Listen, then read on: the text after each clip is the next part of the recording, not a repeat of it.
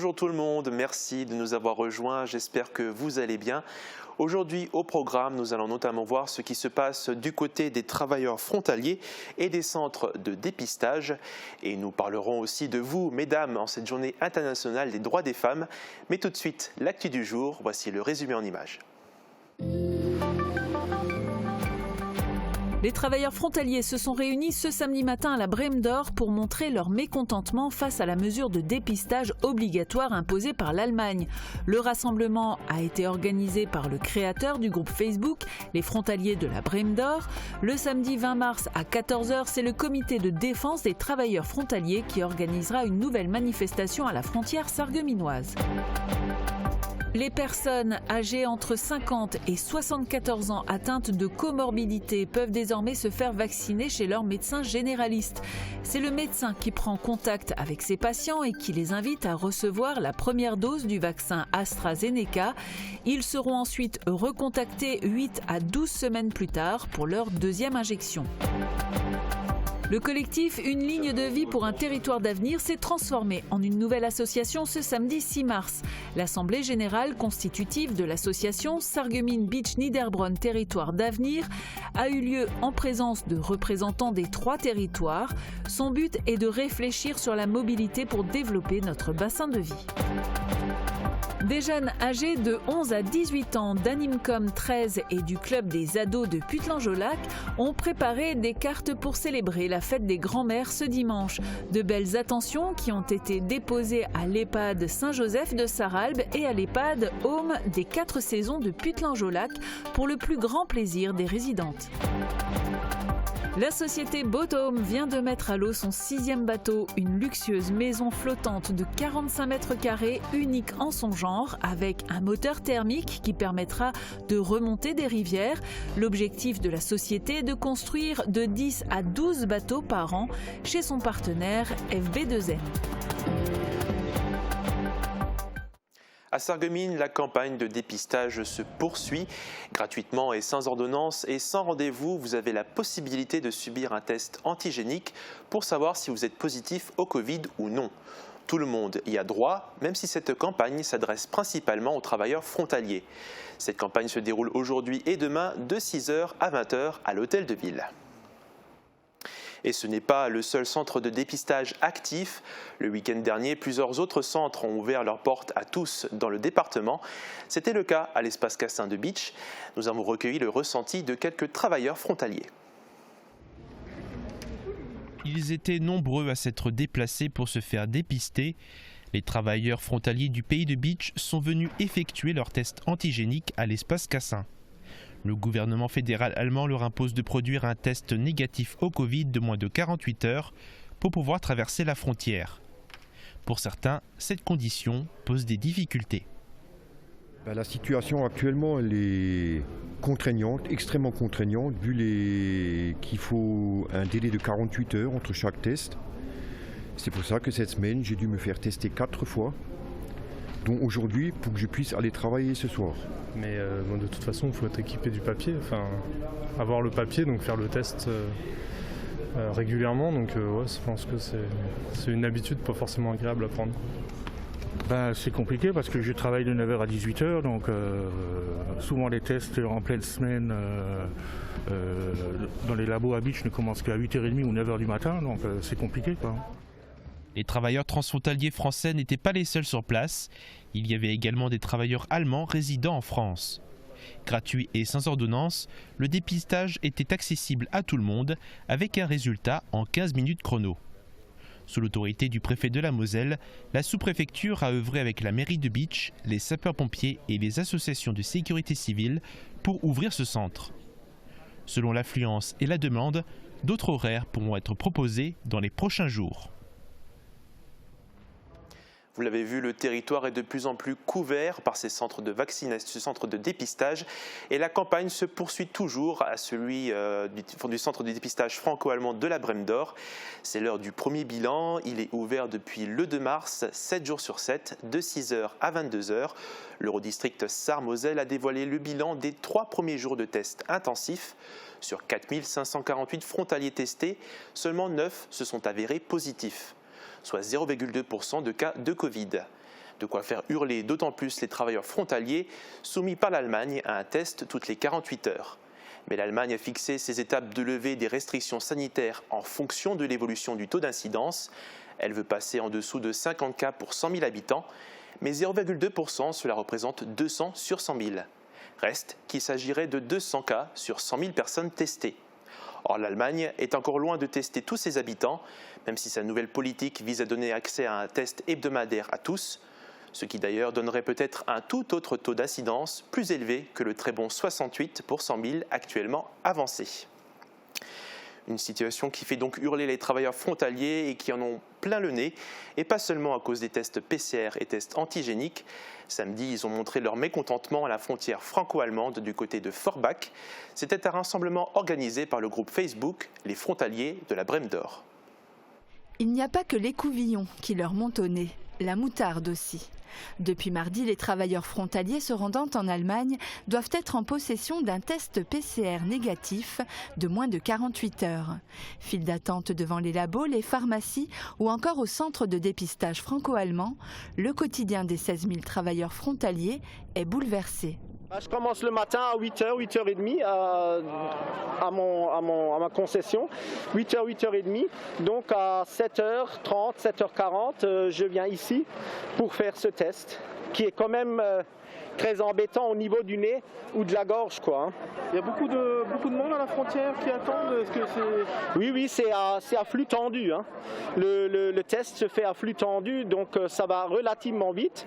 Ce qu'il faut leur laisser, c'est que c'est bien organisé, mais comme dit, c'est d'une absurdité totale. De faire le test toutes les 48 heures, c'est quand même un geste, comme je disais, un geste médical et qui est abrasif en fait pour le nez. C'est pas recommandé d'en faire fréquemment. Et puis on le voit bien, le centre de test de la Brème d'Or a effectué 4500 tests en 3 jours pour seulement 9 cas positifs. Ce qui prouve bien qu'on n'est pas spécialement, nous, les frontaliers, qui allons contaminer les Allemands. Enfin, voilà, c'est un peu aberrant quoi, comme situation. Une mesure jugée invasive, injuste par nombre d'entre eux. Ce samedi matin, ils se sont donné rendez-vous à la Brème d'Or, à quelques pas de la frontière, pour montrer leur mécontentement. Un rassemblement organisé par Christophe Mouinet, créateur du groupe Facebook Les Frontaliers de la Brème d'Or, fort de plus de 4000 membres en quelques jours. Les frontaliers souffrent, les frontaliers travaillent et aujourd'hui il est temps qu'on se lève pour dire stop aux décisions politiques qui sont aussi stupides que négatives, que ce soit pour notre économie, pour notre santé. Donc mon mouvement, il a un but, c'est de soutenir tous les frontaliers, les gens qui travaillent vraiment. Et il faut savoir que c'est les gens qui travaillent qui payent tous les jours. Les politiciens, ils nous mentent. Et aujourd'hui, ça suffit. Le mouvement de Christophe Mouinet, qui se veut apolitique, fait des émules. Un second rassemblement est déjà prévu à la frontière sarregueminoise, samedi 20 mars à 14h, à l'initiative, cette fois, du comité de défense des travailleurs frontaliers, présidé par Arsène Schmitt. C'est pire que l'année dernière. L'année dernière, il y avait bien entendu, nous devions faire des détours pour aller travailler, mais on avait notre passe et on rentrait le soir, on était tranquille. Je dis à monsieur le ministre et au préfet qui était en face de moi, mettez-vous à la place d'un travailleur frontalier qui se lève le matin à 4h du matin, il part à son boulot à 5h pour prendre son boulot à 6h, il est parti de chez lui pendant 10 à 12h, il rentre le soir, il faut qu'il circule à Bitche, le centre de dépistage ferme à 17h, à Sarreguemines ferme à 19h, il faut qu'il trouve un laboratoire, une pharmacie pour se faire tester, mais c'est une folie pure, il faut abolir ce test, il faut absolument frapper un grand coup à Berlin pour dire stop, terminez les tests. C'est une honte ce qui se passe actuellement, c'est une honte, la pure folie. Ce sont bien les décisions prises par Paris et Berlin qui sont au cœur des revendications des manifestants. Des manifestants rejoints par des gilets jaunes sarrois et mosellans, arborant les drapeaux des deux pays. Au centre, celui de l'Europe, une Europe qu'ils aimeraient sans frontières et sans test PCR. À Sarreguemines, il n'y avait qu'un petit rassemblement improvisé. Ils étaient tout juste une vingtaine à s'être réunis à la frontière avec Annweiler. Ils sont travailleurs frontaliers ou ont de la famille en Allemagne. Ils sont donc tous en colère contre l'obligation de présenter un test négatif toutes les 48 heures lorsqu'ils franchissent la frontière. La majorité d'entre eux avaient déjà participé le matin au rassemblement de la Brème d'Or. Si ce dernier était autorisé par la préfecture, le rassemblement à Sarreguemines n'était pas déclaré. Un seul appel sur les réseaux sociaux a été lancé. Comme vous l'avez entendu dans le reportage, samedi 20 mars, une manifestation plus importante devrait avoir lieu, à l'initiative du comité de défense des travailleurs frontaliers de la Moselle. Le rendez-vous est donné à 14 h à la frontière entre Sarreguemines et Annweiler. Les tests risquent de se prolonger tant que tout le monde n'aura pas accès au vaccin, mais la vaccination commence à s'intensifier. Les médecins généralistes sont depuis quelques jours autorisés à vacciner leurs patients contre la Covid-19. Cela concerne pour le moment les personnes âgées de 50 à 74 ans atteintes de comorbidité. Un cabinet a donné rendez-vous à ces patients concernés.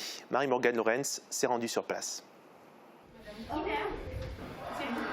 Ce n'est pas un rendez-vous médical habituel. Cette fois, c'est le médecin traitant qui a invité ses patients pour recevoir la première injection du vaccin AstraZeneca. 70 personnes ont été contactées par la secrétaire pour venir ce samedi matin au cabinet du docteur Galichet. Ce sont des patients atteints de comorbidité ou des maladies longue durée. Ils sont tous âgés de 50 à 74 ans. Pour eux, c'est un soulagement de pouvoir accéder à la vaccination. Puis une certaine sûreté personnelle et puis mieux dans ma peau, on va dire, voilà. Je me sens un peu plus en sécurité, mais c'est pas pour autant que je vais pas prendre les autres dispositions, c'est-à-dire masque, gel, parce que je vis quand même avec une maman de 90 ans, donc j'estime que c'est important, quoi. Les rendez-vous s'enchaînent. La logistique est importante pour mener à bien cette campagne de vaccination. Le docteur Galichet est soutenu par son mari, pneumologue. Il prépare notamment les doses. 2 étudiantes en médecine sont également sur place pour les aider. D'autres rendez-vous sont prévus ces prochaines semaines afin de vacciner un maximum de ces patients. C'est indispensable. Il faut que la vaccination se descende en termes d'âge. D'abord vacciner les plus fragiles avec les vaccins les plus efficaces. Les données récentes laissent espérer qu'avec le vaccin AstraZeneca, la phase de contagiosité des patients sera plus faible et de ce fait, nous pourrons avoir moins de circulation du virus et donc l'émergence de résistants moins sévère qu'aujourd'hui. Les patients seront recontactés d'ici 8 à 12 semaines pour se voir administrer la seconde dose du vaccin. Cela fait donc plus d'endroits où vous pouvez vous faire vacciner et la vaccination a battu des records ce week-end en Moselle. À l'instar des presque 600 000 personnes vaccinées au cours des 3 derniers jours en France, la Moselle a mis les bouchées doubles. Sur les 20 centres mosellans de vaccination, 17 sont restés ouverts ce week-end et le complexe sportif Saint-Symphorien à Metz a accueilli à lui seul 4400 personnes pour une première injection d'AstraZeneca. 16 médecins et 13 personnels infirmiers étaient mobilisés sur 20 lignes de vaccination. Le premier week-end de vaccination massive dans cet hôpital de campagne, les 27 et 28 février, avait permis de vacciner 1348 personnes. Cette fois, ils étaient 1900 sur la seule journée du samedi. Un marathon de vaccination avec une organisation optimale, chapeautée par la ville de Metz, qui se dit prête à réitérer l'opération. Si plein de centres de vaccination ouvrent, d'autres structures se ferment. C'était annoncé et cela est devenu effectif samedi. Les boutiques de la galerie marchande du centre commercial Cora ne sont plus accessibles. Des fermetures qui font suite aux nouvelles mesures prises pour lutter contre le coronavirus. La Moselle fait partie des départements placés en surveillance renforcée et de fait, les magasins non alimentaires situés dans un centre commercial dont la taille est supérieure à 10 000 m² doivent fermer. A noter que la parapharmacie reste cependant ouverte. Elles sont aussi sous bonne surveillance, ce sont les personnes âgées. Et hier, les grands-mères étaient à l'honneur. Avec la situation sanitaire actuelle, certaines n'ont pas pu célébrer leur fête auprès de leur famille, notamment pour celles résidant dans les EHPAD. Des adolescents de Putlange ont donc décidé de leur écrire des cartes. Reportage de Marie-Morgane Lorenz et Uranie Tozic. Constance et Emeline sont 2 adolescentes de Putlange-au-Lac. Accompagnées de Delphine, animatrice d'Animecom 13, elles vont déposer une partie des cartes qu'elles ont écrites pour la fête des grands-mères à l'EHPAD Saint-Joseph de Sarralbe. Avec 9 autres jeunes âgés de 11 à 18 ans, elles ont en tout rédigé plus de 100 mots pour les résidentes. Quand Delphine m'a proposé de faire un truc pour aider les personnes âgées, surtout qu'en ce moment on ne peut pas trop les aider avec les contacts et tout, et j'ai trouvé ça intéressant de le faire. Ces belles attentions ont été remises aux grands-mères dimanche à l'occasion de leur fête. Une autre partie des cartes ont été données aux résidentes de l'EHPAD Home des 4 Saisons à Putelange-au-Lac. À la découverte de ces cadeaux inattendus, c'est l'émotion. Mariette a 16 petits-enfants. Cela fait des mois qu'elle ne les a plus revus. Une petite carte pour ensoleiller ce jour de fête des grands-mères. La jeune fille, elle s'appelle Judith. Voilà. Et elle vous a fait cette carte. Beaucoup. Cette carte me fait plaisir. Et puis, c'est très gentil. Et ça fait chaud au cœur. C'est sympa, c'est très très très sympa. Hein. Ça me touche quand même, hein. C'est vraiment agréable. C'est vraiment... Je m'y attendais pas. Je les féliciterai de tout cœur. Et puis bon, je donnerai un petit cadeau, peut-être des gâteaux et des bonbons, ou quelque chose comme ça. Pensez à ce qui vous rend heureuse. Qu'est-ce qui vous rend heureuse, dites-moi.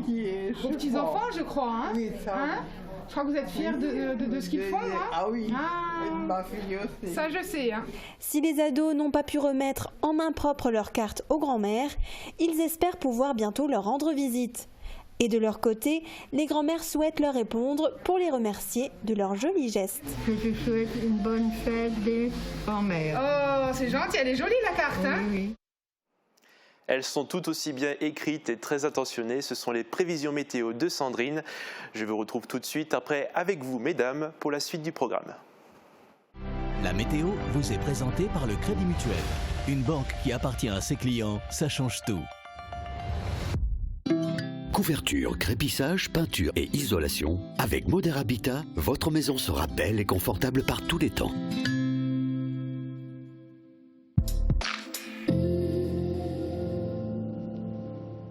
Bonjour tout le monde, je pense que vous le savez, aujourd'hui c'est la journée des droits des femmes.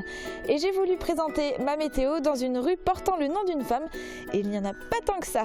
Je me trouve dans la rue Hélène Boucher, qui était la 4e femme française à décrocher son brevet de pilote professionnel, après Adrienne Bolland, Maryse Bastier et Maryse Hills.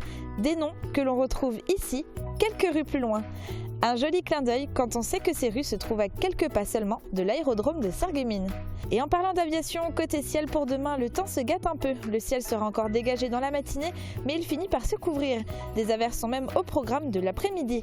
Côté température, pas de remontée avec toujours moins 5 à 0 degrés pour les minimales et 6 à 8 degrés pour les maximales. Demain, nous fêtons les Françoises et il fera jour de 6h56 à 18h27. Et n'hésitez pas à vous renseigner sur ces femmes au parcours hors du commun et qui font notre fierté à tous. Passez tous une très belle journée et à demain. Merci d'avoir suivi la météo avec le Crédit Mutuel. Une banque qui appartient à ses clients, ça change tout. Carrelage, porte, parquet et dalles extérieures. Pour une maison moderne et élégante, rendez-vous chez Prolux Design. En ce moment, profitez de nos offres sur les dalles extérieures à partir de 25 € du mètre carré. J'aime écouter de la musique. Est-ce possible avec un appareil auditif ?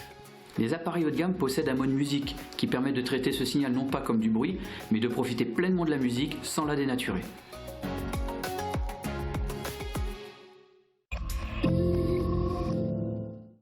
Depuis plus de 3 ans, le collectif Une ligne de vie pour un territoire d'avenir s'est battu pour replacer le sujet de la mobilité sur le territoire au centre des discussions. Cela concerne l'ancienne ligne de chemin de fer Sarreguemines-Bitche-Niederbronn. Une nouvelle étape a été franchie. Samedi dernier, une réunion a signé l'acte de naissance d'une toute nouvelle association. Voici le résumé en images. Le collectif Une ligne de vie pour un territoire d'avenir a terminé sa mission. Il s'est transformé en une toute nouvelle association, Sarreguemines-Bitche-Niederbronn, territoire d'avenir. Des représentants des 3 territoires étaient présents lors de l'Assemblée générale constitutive samedi dernier. C'est-à-dire qu'il y a une volonté de Sarreguemines à Niederbronn-les-Bains, en passant par Bitche, et de faire bouger ce dossier et d'avancer au service de ce territoire et de son développement économique, social, culturel. Cette réunion a permis de débattre et d'adopter les statuts de l'association. Les membres du bureau ont aussi été élus. C'est le maire de Lemberg, Jean-Marc Wagner, qui sera à la tête de l'organisation. Il sera accompagné de 5 vice-présidents, le président de la CCPB, David Suc, la maire de Niederbronn-les-Bains, Anne Guillet, le maire de Sarreguemines, Marc Zingraf, le maire de Bitche, Benoît Kiefer, et le maire de Rohrbach-les-Bitches, Vincent Settinger. Le but de l'association est simple, réfléchir sur la mobilité pour développer le bassin de vie de Sarreguemines, Bitche, Niederbronn. Le vrai sujet, ça sera de donner de la mobilité qui est adaptée à nos concitoyens. Avec la pollution, les Strasbourgeois ont été invités à prendre les transports en commun qui étaient gratuits. Strasbourg, c'est à côté. Aujourd'hui, c'est Strasbourg. Demain, ça sera chez nous. Donc il faut qu'on ait une mobilité également qui prend en compte cet aspect environnemental. C'est la vieille ligne de chemin de fer Sarreguemines-Niederbronn qui est concernée par ce moyen de transport. Durant la réunion, le projet d'un bus à haut niveau de service a été évoqué, mais toutes les propositions seront passées à la loupe. Mandatons des personnes qui sont qualifiées, des bureaux d'études qui peuvent nous aider à prendre la meilleure décision pour ce transport qui est, comme je l'ai dit, nécessaire. Notre combat, c'est d'obtenir cette étude de faisabilité sur les mobilités et l'accessibilité du territoire. Il va falloir se mettre au travail pour voir comment on peut valoriser le passage de ce moyen de transport, quel qu'il soit. Les réflexions vont pouvoir commencer. Chaque intercommunalité se dote de la compétence mobilité. La CCPB vient de la prendre, la CASC en dispose déjà et elle sera à l'ordre du jour dans les prochaines semaines pour la communauté de communes du pays de Niederbronn-les-Bains. Composition, le bureau est constitué. Last but not least, je voudrais terminer cette émission par un hommage aux femmes. Nous sommes le 8 mars, c'est la journée internationale des droits des femmes. C'est l'occasion de s'intéresser aux inégalités qui perdurent entre les sexes. Uranie Tozic et Guillaume Dumonteil sont venus à votre rencontre pour vous questionner à ce sujet. Le 8 mars, c'est la journée internationale des droits des femmes. Est-ce que d'après vous, il y a encore des inégalités ? Au jour d'aujourd'hui, oui, je pense qu'il y en a toujours. Bien sûr, dans tous les milieux, tels que le travail ou des choses comme ça sur les salaires, sont rarement équitables pour le même travail. Du coup, je trouve pas ça normal. Oui, il en existe pas mal, oui, dans certaines entreprises et tout ça, à peu près dans tous les domaines. Pour moi, on est déjà pas mal, quoi. Enfin, à part niveau salaire, tout ça, pour moi, il n'y a pas vraiment d'inégalité homme-femme. Oui, au niveau du travail déjà, au niveau du salaire, quoi, surtout, homme-femme. Je pense qu'il y a encore des inégalités, que ce soit comme dans l'accès aux métiers, ou même il y a des métiers où on pense qu'ils sont réservés à des hommes par rapport à de la force ou autre, et des métiers plutôt réservés aux femmes. Mais ça, c'est des stéréotypes et il faut les combattre puisque chacun peut faire ce qu'il veut. Au niveau de la répartition des tâches ménagères, chez moi, c'est équitable. Ça, c'est 50-50. On ne peut pas tout laisser à la femme si elle travaille. Chez nous, on partage les tâches. On travaille tous les deux, donc mon conjoint et moi, en cuisine. Et on fait. Je fais un peu plus de tâches ménagères, mais ils m'aident dans la cuisine, les courses, ces choses-là. Ça commence à se faire, moitié-moitié, que l'homme prend la relève de la femme, quand la femme elle travaille, et puis c'est lui qui s'occupe aussi de la maison, des enfants et tout ce qui s'ensuit, quoi. Si ma mère elle est au travail, il va préparer à manger, il n'attend pas les pieds sous la table en quelque sorte qu'elle rentre. Quand ma femme fait quelque chose, j'en profite pour faire autre chose, quoi. Je lui donne un coup de main. Ne serait-ce que pour ranger un peu le linge, préparer le linge pour la machine à laver, ou bien mettre la table, et ainsi de suite. Quand il y a des courses, on se répartit les charges, et ainsi de suite, quoi. On n'est pas toujours l'homme fort, quoi. Il faut aussi aider la femme, parce que c'est vrai que physiquement on est plus fort, mais mentalement on est moins fort. En dehors du travail, est-ce qu'il y aurait d'autres domaines où il y aurait des inégalités d'après vous ? Oui. Exemple, un homme, il va s'habiller d'une telle manière, on va rarement dire quelque chose, alors qu'une femme, elle se met en valeur ou quelque chose comme ça, c'est directement moins bien vu, si je peux dire. On a également voulu mettre à l'honneur des femmes qui brillent sur les podiums. Les sportifs de l'arrondissement pourraient mettre plus d'un mec KO. Tour d'horizon des meilleures performances. Parmi les sportifs de l'arrondissement qui sortent du lot, il y a celles qui réalisent leur exploit dans l'eau. Les nageuses sarregueminoises se succèdent au niveau international. Sophie Hubert, plusieurs fois médaillée en nage libre au niveau national, européen et mondial, a même participé aux Jeux Olympiques de Pékin en 2008. Aurélie Muller a elle aussi participé aux JO, une expérience amère en 2016 à Rio et rêve des prochains Jeux à Tokyo. Sacrée championne d'Europe en 2016, la spécialiste de la nage en eau libre compte aussi 3 médailles d'or aux championnats du monde. Assia Touati a été championne de France en nage libre et 2 fois médaillée d'or aux championnats d'Europe de natation en 2011 chez les juniors, puis en senior en 2018. Et enfin, Camille Daubat, spécialiste française de la brasse, qui vise actuellement les JO de Tokyo, a remporté le titre de championne de France du 200 mètres brasse en 2016. Sur la terre ferme aussi, les femmes sont très rapides et pourraient semer la majorité des hommes. En athlétisme, 2 femmes de l'arrondissement sortent particulièrement du lot. Farida Fates, médaillée de bronze aux JO d'Atlanta en 1993, a aussi obtenu une médaille d'argent au championnat d'Europe de cross en 1994 et évidemment, elle a multiplié les titres de championne de France. Tous les espoirs sont aujourd'hui tournés vers Léa Kimmel, qui vient de décrocher le titre de championne de France du 800 mètres chez les cadettes en février dernier. Du côté de l'athlétisme handisport, c'est Laure Ustaritz qui s'est illustrée en 2018 en remportant la médaille de bronze au championnat d'Europe sur 400 mètres. Elle compte aussi 2 titres de championne de France sur 200 mètres en 2017 et 2020. Après l'athlétisme, la gymnastique. Sur son trampoline, elle prend de la hauteur et cela lui a permis de s'illustrer dans sa catégorie. Alicia Tripsch est multiple vice-championne de France. Elle fait partie de l'équipe de France depuis 2015 et elle a participé au championnat du monde en 2018 où elle a terminé 4e de sa catégorie. Formée à l'Assogym, elle évolue aujourd'hui à l'Acrotrampe de Sevran. Elle manie le bâton avec grâce. On passe au twirling. Sarah Barr et Annika Leik ont été médaillées d'or en duo au championnat du monde au Canada en 2015. Et Sarah Barr ne s'est pas arrêtée là puisqu'en 2019, elle a décroché une nouvelle médaille, de bronze cette fois, en duo avec sa cousine Cynthia Barr à la Coupe du monde de twirling à Limoges en 2019. Une année record pour le club de Woustviller, dont 5 autres twirleuses participaient à ce rendez-vous mondial. Léa Adno, Anaïs Polkratsky, Agathe Brucker, Chloé Schneider et Alison Klein. Les prochaines sportives de notre palmarès ne lancent pas des bâtons, mais peuvent mettre KO leurs adversaires. En karaté, Marjorie Locke a décroché 3 médailles de bronze au championnat du monde. Elle est 6 fois médaillée d'or en Coupe d'Europe et détient un titre de championne de France. Mais elle aussi ne s'arrête pas là. En plus du karaté, Marjorie Locke a brillé en boxe taille et full contact. Elle a été sacrée championne du monde en 2010 grâce à 2 médailles d'or en full et semi-contact. Aujourd'hui, elle préside le club Kick Contact de Sarreguemines, où nombreuses de ses petites protégées se sont illustrées dans leur catégorie, comme Luana Fiorillo, sacrée championne de France de Muay Thai en 2019, sa petite sœur Chiara Fiorillo, elle aussi championne de France en catégorie benjamine, et enfin Alison Dissieux qui a décroché le titre de championne de France de Muay Thai en 2018.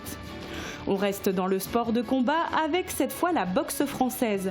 La jeune Emma Aubry, licenciée au Tonic Box Sarreguemines, s'est illustrée au championnat du monde de 2018 en remportant une médaille d'or. Du côté du pays de beach, la jeune Gabrielle Firlin a remporté une médaille d'argent lors des championnats de France en 2019.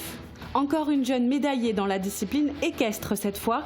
Chloé Javurek, 14 ans, a décroché une médaille de bronze au championnat d'Europe de dressage, catégorie enfant, en 2018. Et pour finir ce palmarès au féminin, avis aux machos qui pourraient penser que les armes sont réservées aux hommes, il serait temps de rectifier le tir. Dans la discipline tir de précision, c'est la beachoise Edith Schaaf qui a décroché la médaille d'or au championnat de France de tir indoor à 10 mètres en 2020. Et dans la catégorie carabine 50 mètres couchés aux 60 balles, c'est la jeune Émilie Wintenberger qui devient championne d'Europe en 2013. Bravo mesdames, et cet hommage que nous vous rendons aujourd'hui, vous le méritez tous les jours. C'est la fin de notre journal, merci de nous avoir suivis. L'info continue en non-stop sur Mosaïque Cristal.